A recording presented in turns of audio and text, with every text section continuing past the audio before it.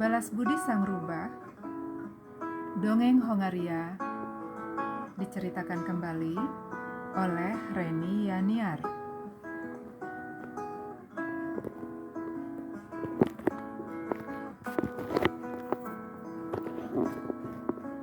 Pada zaman dulu, hiduplah seorang pemuda. Ia punya kincir angin untuk menggiling gandum. Kincir angin itu sudah tua, sehingga tak bisa menggiling gandum lebih cepat. Pemuda itu bermaksud mencari kincir angin yang lebih bagus. Pemuda itu pergi ke berbagai tempat, namun ia belum juga menemukan kincir angin yang diinginkannya. Akhirnya sampailah ia di kincir angin yang dipenuhi jelatang dan hampir roboh.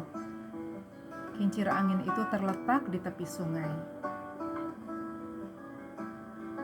Lalu pemuda itu mulai membersihkan jelatang-jelatang yang ada di kincir. Ia pun memperbaiki kincir angin yang rusak itu. Ia bekerja sangat keras sehingga pakaiannya compang-camping.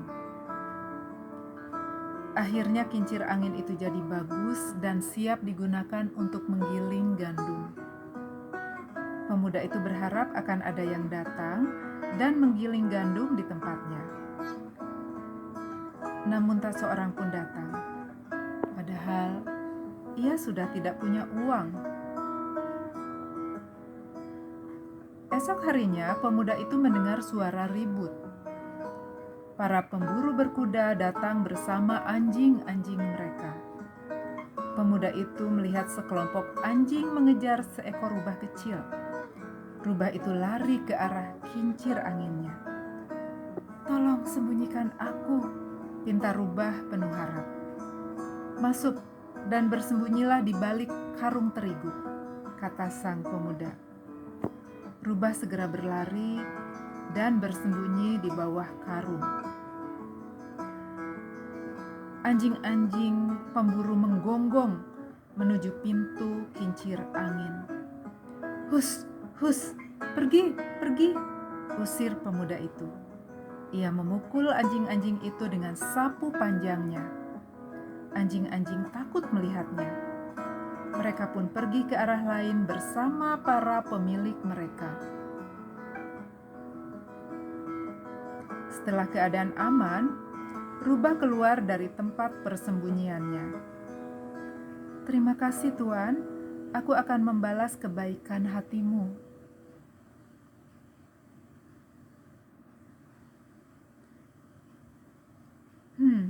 "Apakah Tuan tidak ingin menikah?" tanya rubah. "Aku? Tentu ingin.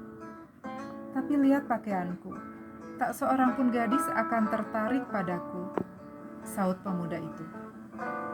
"Jangan takut, aku akan mencarikanmu seorang istri," kata rubah lalu pergi.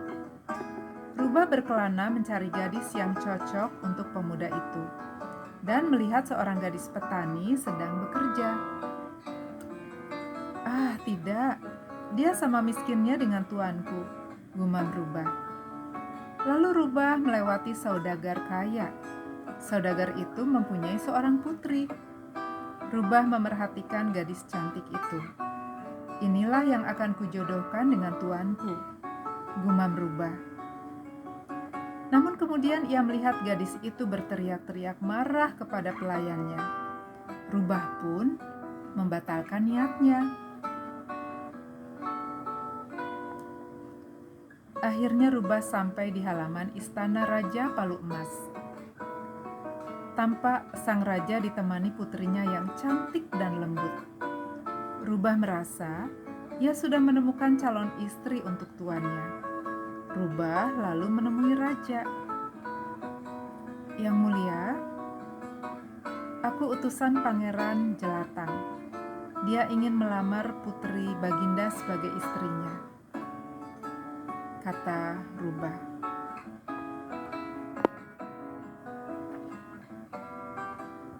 "Katakan pada Pangeran Jelatang, kami ingin segera bertemu dengannya," sahut raja.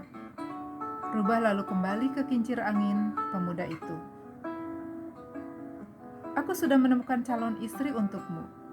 Ingat, mulai sekarang namamu menjadi Pangeran Jelatang, kata Rubah.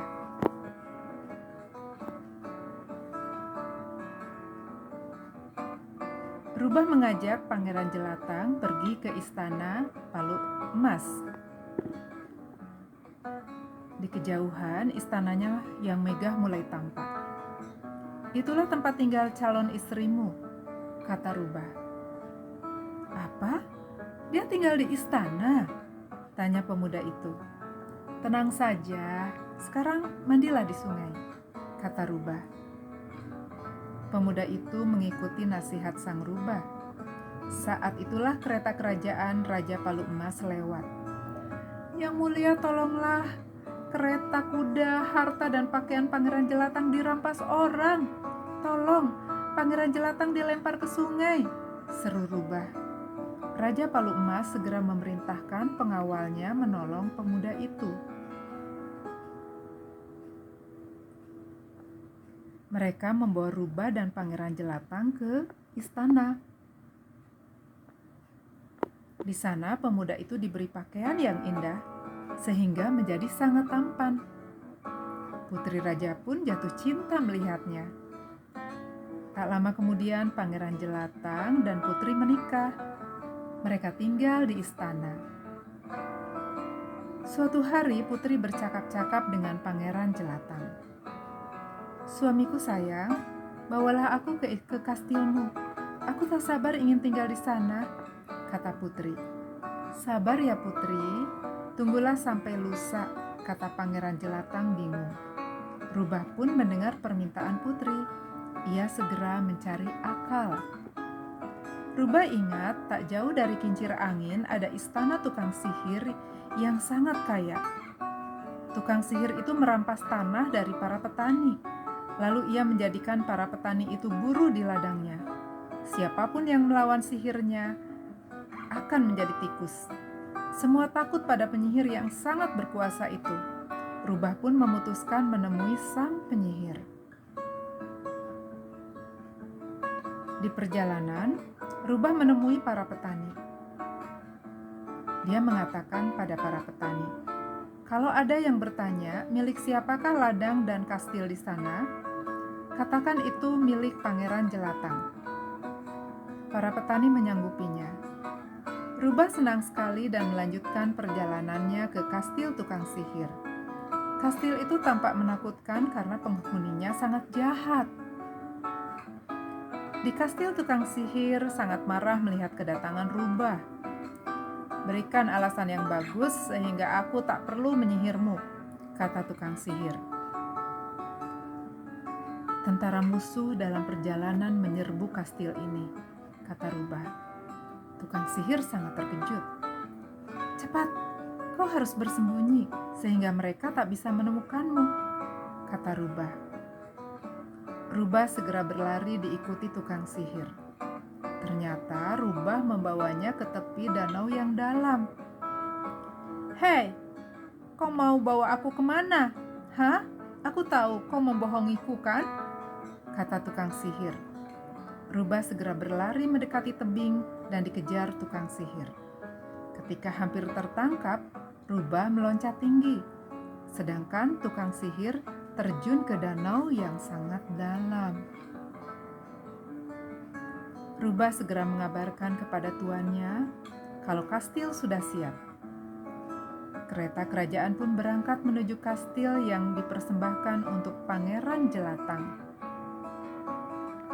Raja lalu berhenti di jalan dan bertanya pada para petani, "Siapakah pemilik tanah yang luas dan kastil yang indah itu?"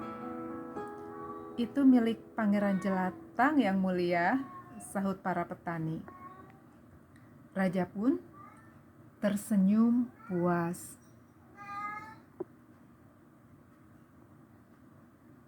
Sejak itu, Pangeran Jelatang, istrinya, dan Rubah hidup tenang di kastil itu. Mereka menghias kastil itu dan menanam aneka bunga yang indah di tamannya. Tak heran kalau kastil itu pun menjadi kastil terindah di negeri itu. Nah, itulah cerita rakyat Hongaria. Sampai berjumpa dengan dongeng-dongeng yang lain. Terima kasih sudah mendengarkan.